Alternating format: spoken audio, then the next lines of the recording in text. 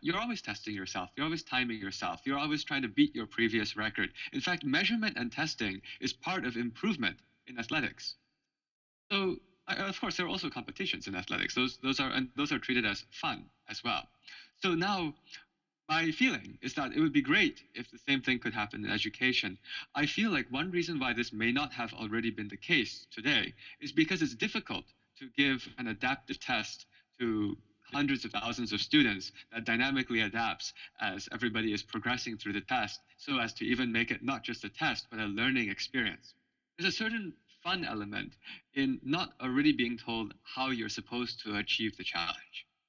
What I mean is, what you've just described is something that is effective at delivering skills. But I think that something which would more naturally allow every human being to explore their interests, following their curiosity, would be if they could almost pilot their own direction as they went through questions, discovering that they already know this stuff, and therefore they don't need to spend more time on it now. And instead, they'll jump deeper into something that's new, or they'll discover that maybe they're not quite ready for that thing that is new, and they'll go and build up their base in what was before. I think that everyone's approach to learning is unique, just like how everyone's interests are unique.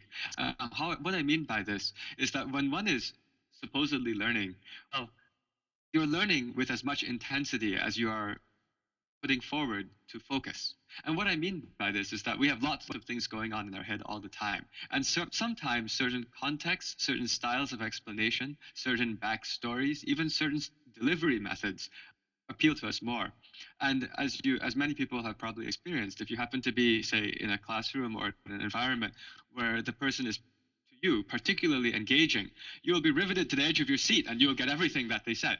You ask a very interesting question about how one sequences these topics. Given that the examples that you said, such as if one is trying to learn finance, one of the best things would be to unravel a wonderful investment. You could actually build a course structure where you start with that at the front. See, our algorithm is completely agnostic to the way that the map is structured. And so it doesn't matter whether it's teaching math or whether it's teaching astronomy or whether it's teaching anything else.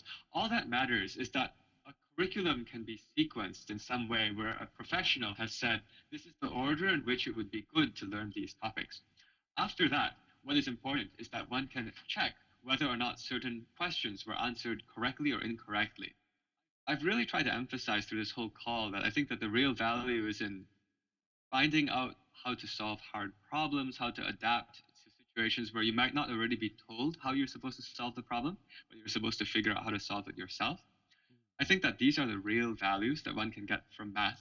And in fact, sometimes that value is diluted by people thinking that math is about memorizing a sequence of formulas and just making sure you use the right one for each thing on the test. And you know for sure the test will only be about those formulas because that's how it's often run. I think that that misses the point. Math actually is about it's about a structured way of thinking analytically and solving very complicated problems where you're able to make deductions that build on themselves.